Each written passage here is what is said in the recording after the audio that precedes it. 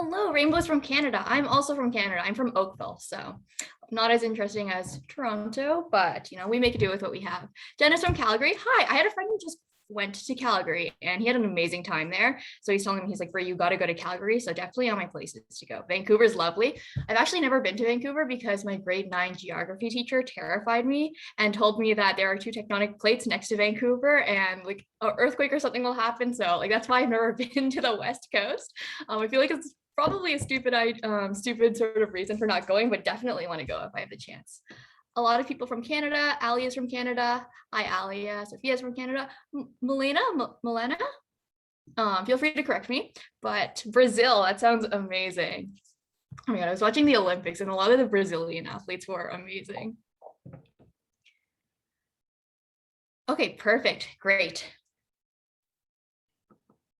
Yeah, definitely. So like, yeah, clearly I haven't been to Vancouver, but it's nice to know that it's not just me that's scared of that. But do you like living there, Alia?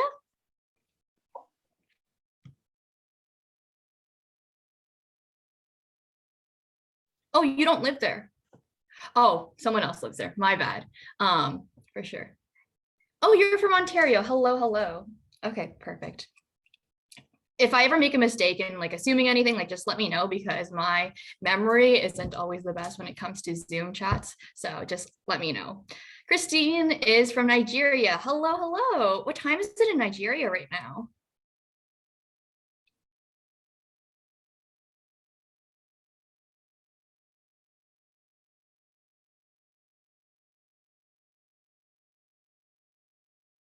Ooh, that's late. Well, thank you for zooming in. We appreciate it.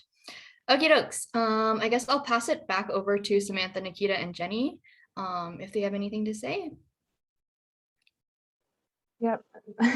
Thank you guys so much for coming to this workshop. We're really excited for the How to Pitch a Product one because, as you may know, for the hackathon, you're gonna have to be pitching your idea for the judges, and so it's a great idea to know how to sell what you've spent so long creating. So I'll just quickly pass it back over to Brianna. And rain is getting really hard here. Hopefully you can't hear that. You're all good. Okay, so I will share my screen then.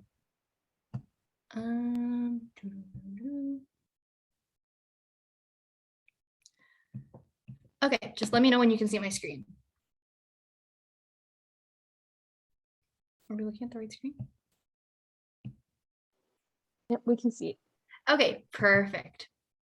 So let me just open up the chat so I can see any questions that come in. There we go. Okay, perfect. So like I said before, thank you guys all for coming in. I guess we only have half an hour, so I'm going to try to keep this as brief as possible and sort of give an overview as to all the elements of a pitch.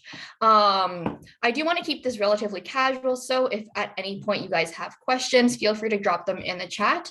But yeah, so let's get started. So we'll just flip. There we go. Oh, we went too fast. Okay, so first, just a brief introduction to me. So I go to Western University. I'm a second-year student studying global economics and business. I was originally born in China, in a southern part of China called Guangzhou. So I speak Cantonese, not Mandarin. But then I immigrated over to Canada when I was about 1.5 years old. And I've grown up sort of all over the greater Toronto area. And now I live in Oakville when I'm not in London for school. I really like things like hiking. I'm a huge fan of classical literature. So like Pride and Prejudice, my favorite book. I love learning new languages and I'm a huge fan of just like National Geographic nature documentaries. So my friends always call me a grandma, but like they're actually really good. So like feel free to watch them if you guys are interested. Dislikes, I can't eat cantaloupes. I'm not very good at eating sugary foods and I like absolutely abhor chemistry. Like don't let me turn you off of any like potential career paths you guys are thinking of, but like personally I thought I wanted to be a doctor, took chemistry and now I'm going into business, or I am studying business, so not a chemist clearly, but to each their own. In terms of professional experience, so I currently work as the Chief Development Officer at Bleed the North.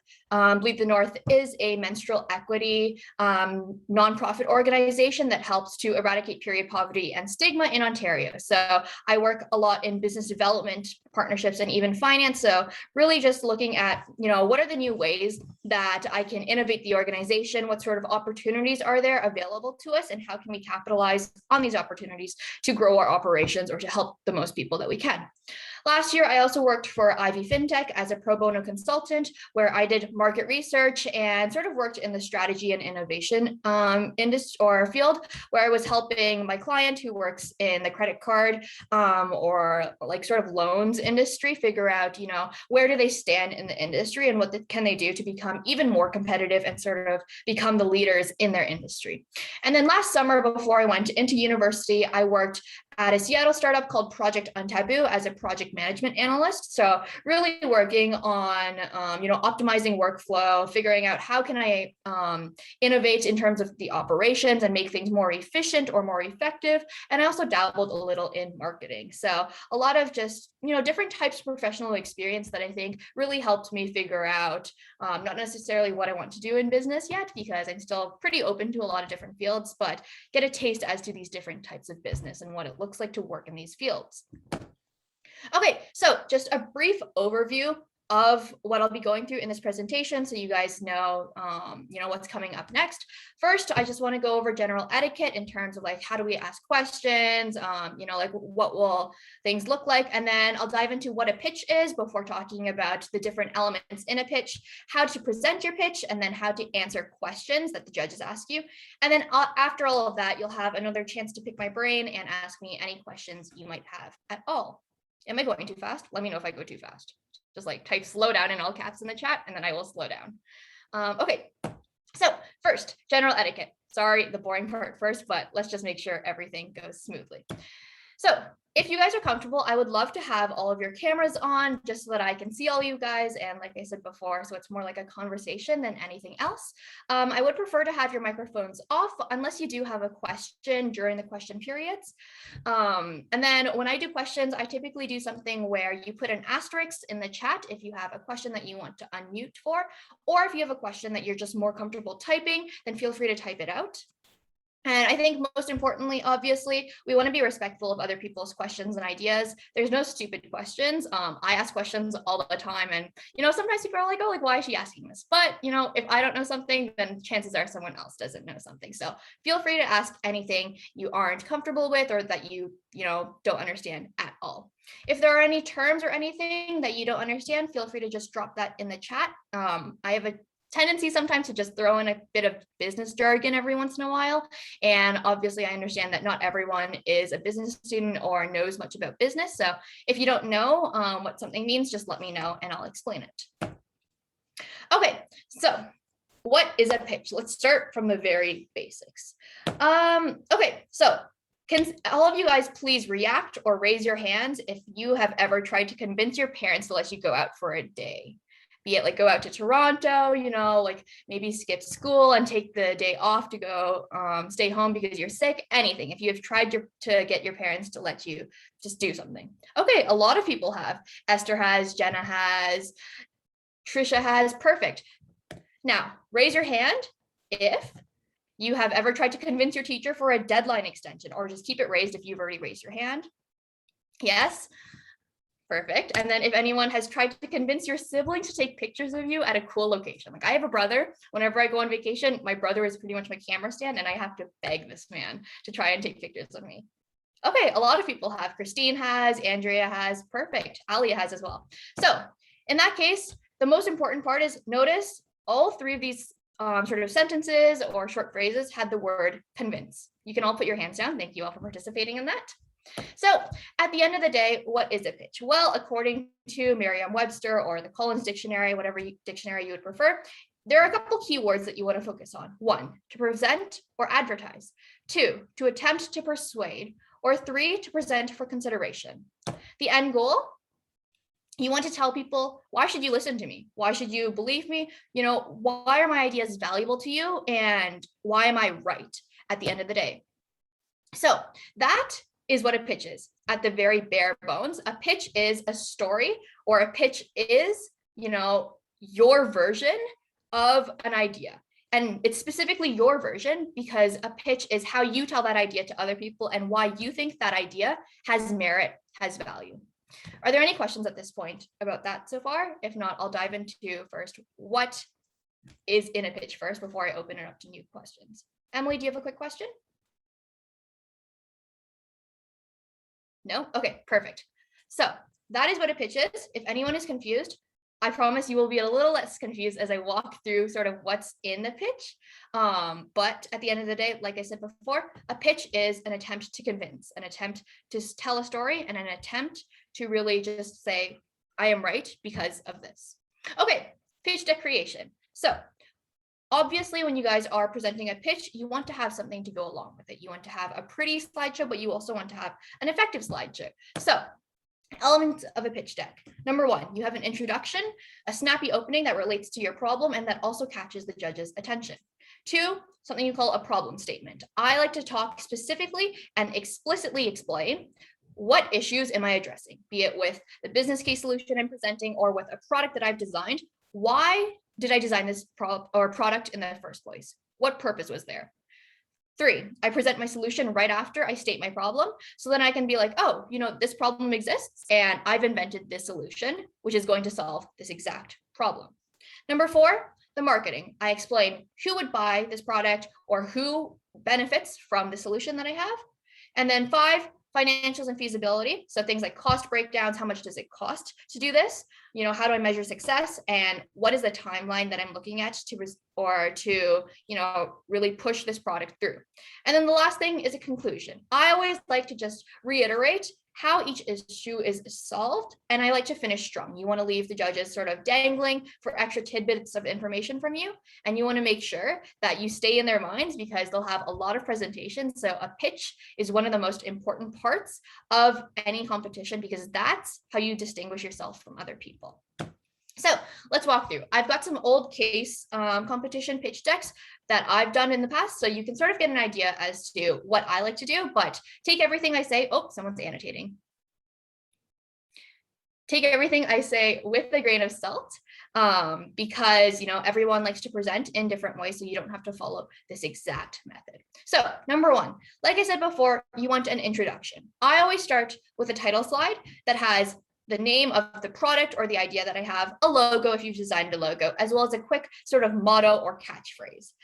Why do you want to do this? One, because I find it a little jarring to jump right into a presentation. If you want to start with a situation or, some sort of philosophical phrase, however you want to start your presentation, you want to have something that's pretty for the judges to look at. So that's the purpose of the title slide, to feed the eyes. Next, if you have time, you can introduce the team and you can give a brief overview as to what you'll talk about in the presentation. You guys only have 3 minutes, so this part is optional. However, I think if you do ever have a chance to do another competition or just in general for pitches, people are beings that, we don't like change or we don't like unexpected things that come up. So if you tell the judges what is coming up, then, it sort of minimizes the chances of them cutting in at certain points of your presentation and trying to ask a question that is going to be answered later in the presentation. Okay, number two. The most important part of your introduction or sort of this beginning phase of your pitch is going to be issue identification. 2 parts of issue identification. Number one, I like to start with a story. So, I give sort of an imaginary person or company that is directly impacted by the problem that I'm solving. So, for example, I have here a company called Olive. So for this case, what I was doing is I was looking at a product that would help small businesses sort of figure out how to optimize their packaging needs in order to eliminate waste and also cut costs because over packaging, bigger box means a lot more money. So I found a company that I thought sort of, had all the problems that I wanted to talk about, and I introduced this company first. Why is it important? Because like I said before, a pitch is a story. And yes, it could be more effective to just fire away all the facts. But I think if you really want something that's cohesive, something that is effective, and something that sticks in the judge's mind, you want to have a general storyline or some sort of linear way of explaining your pitch so that the judges can be like, oh, they started at this point. This is someone who has a problem. And then this is how they solve the problem. And this is how I know that their product will work.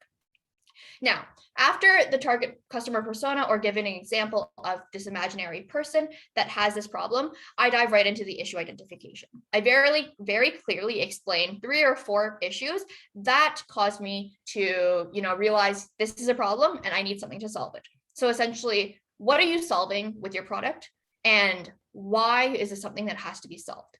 Because I think if you can't convince the judges first that there is a problem that needs to be solved, it's a little hard to convince the judges that your product will be needed. And that's the purpose of a pitch. You want to convince the judges that there is merit, that there is value to your idea. Next, right after I present the problem, like I said before, I go right into the solution. So because you guys have very limited time, I like to do something like this where it outlines sort of in a very visual way information about my solution. So you can have information and text in your slideshow like this that you don't necessarily say, because realize that with 3 minutes, you can't mention everything that you need to. So what you can do instead is you can put it on the slideshow and then you can just talk generally about things that can go on the slideshow. So I have things that are bolded or highlighted to really emphasize those words like optimization, demand forecasting, display. These are the crucial aspects of the product that I designed. So because of that, I was able to sort of refer very quickly to my slide while talking, but also I wasn't reading directly off my slide. So in total, I'd say like this brief overview slide for your technology, it can take about 15 to 20 seconds at most. It's really just a summary of what your product does as a whole before you dive right into the nitty gritties, how does this product work? What are the features of it? How does it function? Stuff like that. The question in the chat, I'll leave that for the end just so that I can answer all questions at once because I want to try and get through all the elements of the pitch first, and then I'll answer yours first.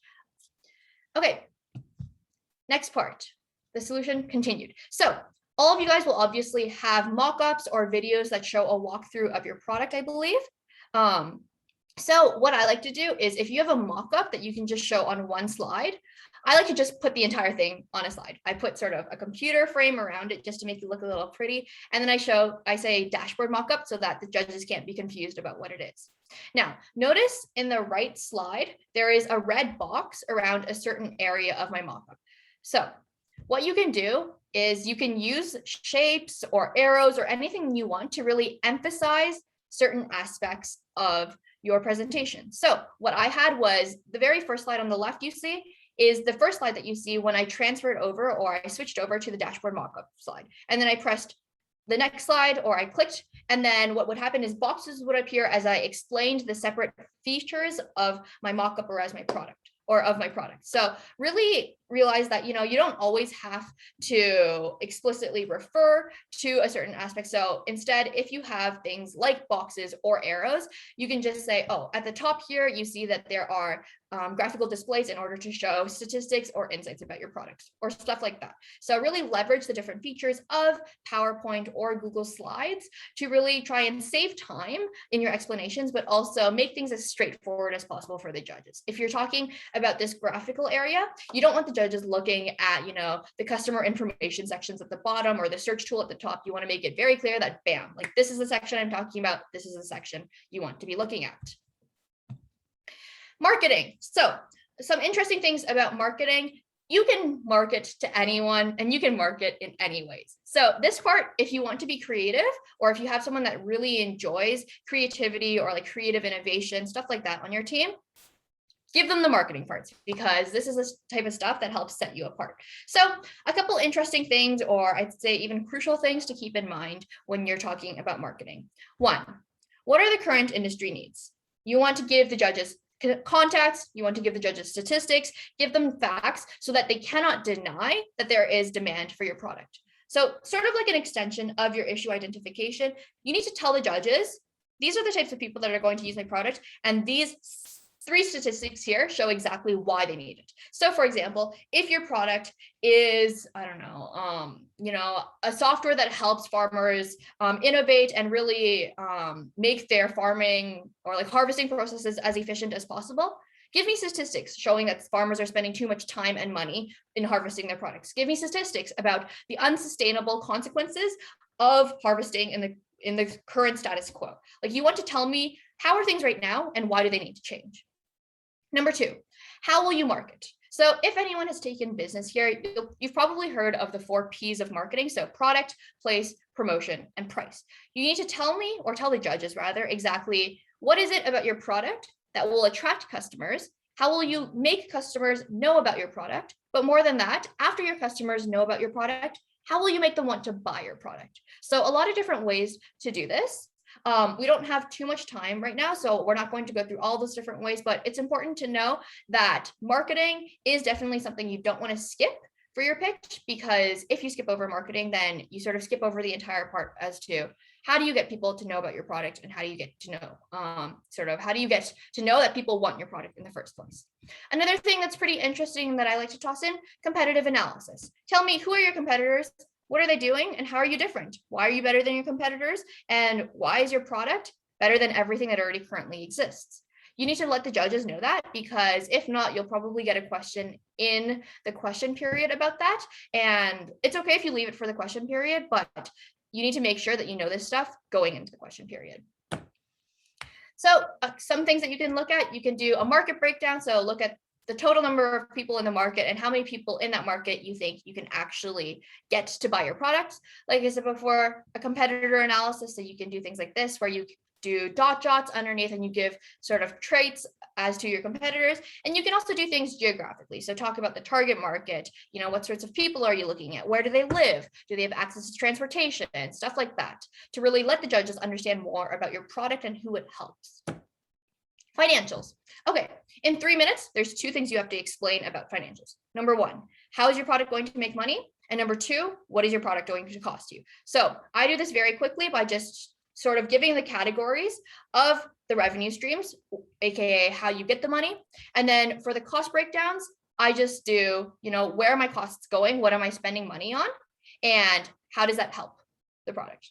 So you can see here, I did a 3-year cost breakdown for this specific product that I was designing. And I find typically 3 to 5 years is enough, but with 3 minutes, I would stick to 3 years at most. Feasibility. This is sort of the last important part of your pitch before you move into the conclusion. You need to tell the judges, why is this idea going to work? How do I know it's going to work? And how am I going to measure whether or not it works? So 1, KPIs, or key performance indicators. I call them key metrics. There are numbers, in terms of either statistics or like dollar value numbers that you want to keep in mind to say, okay, in 1 year, how many people do I want to help with this product? In 1 year, how many people do I want to buy this product, and how much will I earn from that? Stuff like that. You want to give a timeline for your implementation to tell judges exactly how long will it take to get this product into market and into the pockets of the consumers or people who use it. And then, you can sort of explain your implementation in different ways. It's really just at the end of the day, a timeline, okay?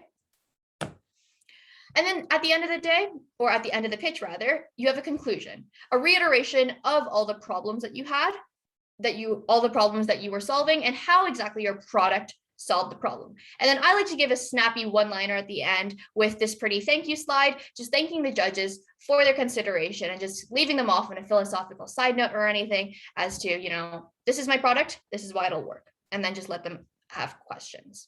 Okay, so let's take a quick pause. I ran through that pretty quickly. So if anyone has any questions at this point, let me know. Place an asterisk in the chat if you want to unmute, or type it in.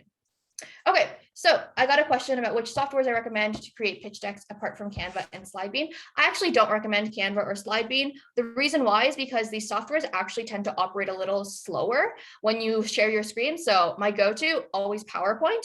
PowerPoint is a little harder to use. So if you want to start with something that's a little easier, go for Google Slides, because it does have a lot of similar features. You could also look for templates online. So if you just search up like Slides Carnival, Slides Go, there are a lot of sort of easy to use templates that already have things like timelines, that already have things like financial cost breakdowns and stuff like that, that you can just sort of copy paste stuff into to help. Does anyone else have any questions?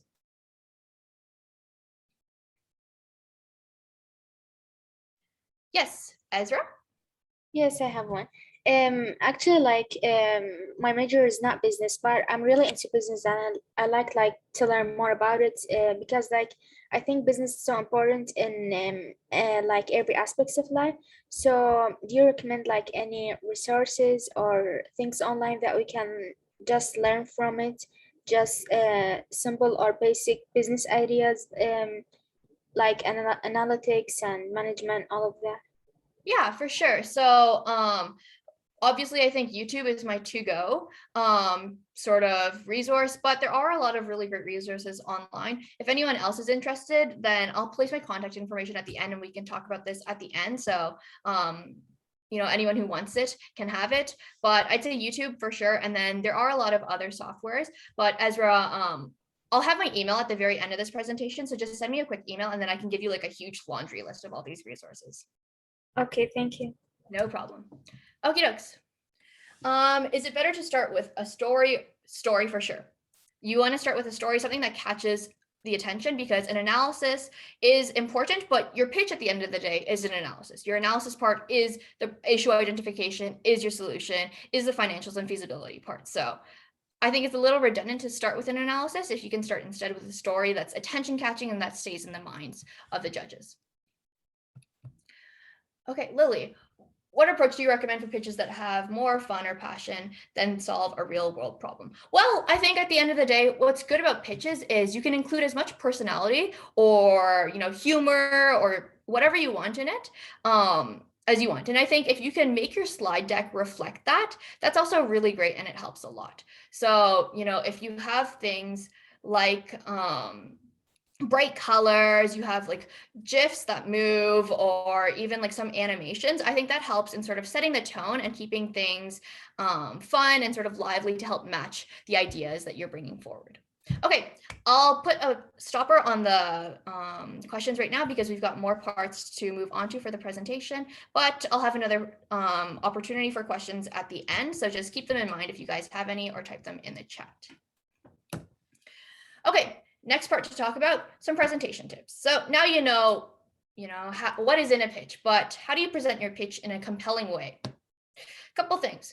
For the team, you want to split the presentation on the basis of who created which slides. I think, this is something that's sort of common sense, but also a lot of people try to rearrange things last minute. I wouldn't do that. Whoever made whatever slides presents the slides because they know the content best. Number two, try to make sure everyone has a relatively similar equal length of time, because that way it sort of gives the impression to the judges that everyone on the team is equally as credible and knowledgeable about your problem or about your product. Take note also of people who have different speaking styles. So I speak a little more formally. I use some big words sometimes, but I have some other friends that speak, almost like it's a conversation, and it's pretty impressive. I don't know how he speaks like that. And I have some other friends that are very formal when they speak. They don't crack jokes or anything. So take note of these different speaking styles and sort of make sure your presentation is in an order where these different speaking styles can complement them. So if one person's really good at, creating images in their head, telling stories, put them in the introduction, because that's where you want your story to be. If someone's good at crunching numbers really quickly and just giving the facts, financials and feasibility. So take note of that and use that to your advantage. For yourself, practice makes perfect. I cannot stress this enough. Practice as much as you can. When you're presenting, you want to speak slowly and concisely. You can have an amazing presentation, but it doesn't matter if the judge can't hear you. So be careful of that, because people tend to speed up when they're nervous, and practice to make sure you're comfortable so you don't speed up. Or if you do speed up, you're sort of conscious of that. And finally, like I said before, don't be afraid to make a joke or add some personalities. Like I've had some business competitions where I looked at the judges and I'm like, like these judges seem kind of cool. And I just cracked a joke in the middle of it, and it helps, because these types of small things are what keeps you in the heads of the judges. For the slide deck specifically, don't fill up all your slides with text. So you can see for my slide decks, everything is very open. There is some text, but not everything is just filled with text. You want to use pictures and some text to help complement what you're saying, but say the important ideas. It helps to have a coordinated presentation, a color scheme, transition, format, make sure everything looks tidy and neat. And also, don't overuse transitions and animations, because they're very slow and they take up a lot of time, as you guys can see. And for the tech, if you guys have a video that you want to put in your presentation, load it and test it before the presentation. What I like to do is, if you don't have a video, download a PDF copy of the slide deck and have it open just in case, because a lot of times these presentation softwares actually take longer and have a lag, whereas PDFs, you can just share your screen and scroll down as you present. and have a contingency plan in place if there is a lag or delay due to tech issues. Okay, now my favorite part of pitches, answering questions. Why? Because it's an opportunity for you to impress the judges and get extra marks. So, how to answer questions. Number one, anticipate the questions. When you're creating your presentation, you want to assign specific topics to specific teammates based on A, who created which slides, but also B, who knows what. If someone's a programmer, give them the questions about the tech. Whereas if someone is a business student, give them the questions about the financials and the feasibility. Typically, these people are also the people that made those specific slides, so it helps to do that as well. You want to do research and have specific facts or companies or case studies or precedents, whatever you want in mind, to really help back up your answers when they ask questions. Number three, this one is optional. I like to do it just because I have a lot of experience in pitches. I like to actually purposefully leave an idea partially explained, so I know that the judge will ask that question specifically, and I can flip to a slide with like all numbers or something and impress them with it. But if you aren't comfortable with giving pitches, or if you haven't given a pitch before, don't do that, because I think better to just make a presentation a little more straightforward than accidentally, leave an opening, not have the judge take the opening, and then you have a crucial idea that isn't properly explained.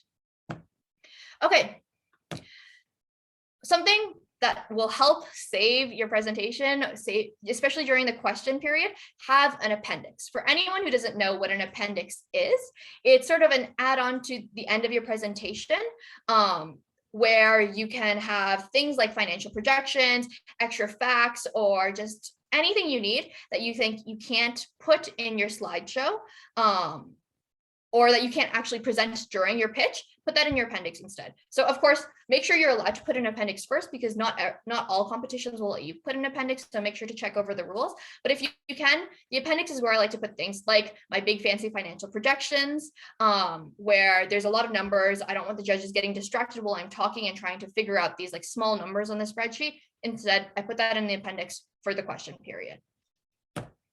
Okay. The hardest part, what happens if you don't know anything about a question? Well, first thing I like to do, waste time a bit if you can. So smile, nod, and sort of engage with the judge. So if the judge asks you a question about, I don't know, the harvesting practices of lavender fields in France, you're like, oh, that's a really great question. I think lavender is a really essential plant to France, and I think it's important to understand the sustainability behind this practice. And then that way you can take time to sort of think about, what are you going to say about this question that you don't really know anything about? And you've also sort of impressed the judge by sounding a little more professional and like you know what you're talking about. Number two, think back to your presentation. A lot of times judges' questions will come from something that you have partially explained in the presentation, or something that they want you to expand on. So can you refer back to something that you've talked about and sort of go off of on these ideas and expand on these a little more? Number three, my most important tip, if you're answering a question and you realize that you're completely wrong and you have no idea what you're talking about, that's okay. If you're wrong confidently. So that's, I think, my tips for answering questions that you know absolutely nothing about. But honestly, at the end of the day, if you get questions that you don't know how to answer, don't freak out. It's normal. I always get questions that I don't know how to answer, and then I'll just kind of make it up as I go. And I come out of the presentation and I'm like, dang, that was a hard question. But you learn from these experiences, because the more pitches you do, the more you can sort of anticipate what types of questions will appear, and you sort of get all these things into your appendix or push them all into your slideshow. Okay, general tips. If possible, have every teammate answer, just to make it a little more cohesive and to make it sure that it looks like everyone knows what they're talking about. Number two, never add on to someone else's answer. So some people like to do this. I personally don't, because I think it makes your teammate who answers the question look less credible and like they weren't able to fully answer the question. And because of that, you had to add on. So if you like to, you can. Personally, I just don't. Number three, if you're unsure as to whether you actually answered the question, ask the judge. You can just pop a polite, did that answer your question? Or I'm not sure if I actually answered your question completely. Would you like me to expand on it a little more? That will help you clear up any confusion, and also tell the judge that you're considerate and you want to make sure that you've properly answered the question. Okay, so that's sort of my very brief overview onto how to pitch a product. Does anyone at this point have any final questions about pitches, about answering questions, softwares, anything? Just hit me with them right now. Okay, so I'll just answer some of the questions that have appeared in the chat first. So can you give us an example of a line that you would say at the end of a pitch? Ooh.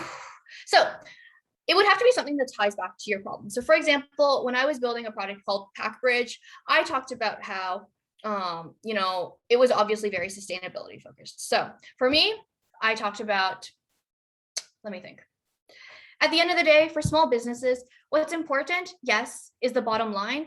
But also in the current world, we have to be sure to focus on the consequences of our actions and be not only profit driven, but people driven. So you can have something simple like that, or you can make it a little more flowery, really whatever fits the vibe of your presentation and what you want the judges to know. It's sort of the so what statement at the end of an essay. What is it you want them to get out of this presentation, and what is the problem that you want addressed? Okay, if you were to create a pitch deck with only 6 slides, what contents do you recommend are vital? The 6 things I put on that slideshow or on that page with the 1, 2, 3, 4, 5, 6. So introduction, issue identification, solution, financials and feasibility, and conclusion. What are some good places to get images and other resources to make your presentation more eye-catchy? So the hack pack that you'll get for my presentation, I've put some resources there for both slides, as well as something called Story Set, where you can see I got my images for this presentation. It's amazing, lets you change the colors, lets you change the skin tones, the genders. There's a lot of different amazing designs, and they're all used for free. So 100% would recommend. What are the resources that I said besides Slidebeat and Canva? So Google Slides, PowerPoint, you can copy paste. That's also in the hack pack. So a lot of the things that I'm talking about, you'll find in the hack pack in the resources. Okay, does anyone else have any questions? Feel free to just unmute with an asterisk or just type them in the chat at this point.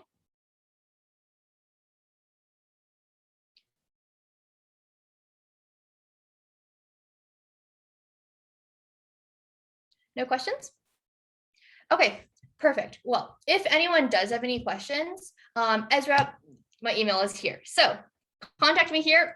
You can contact me through my school email, btang57@uw.ca. It's also linked in the slideshow, so and on the hack pack, so you can find it there.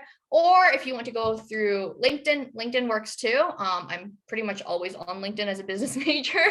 So that's my LinkedIn there. And then if you want to find out more about the different types of competitions I've done, my work experience, you can all find that there.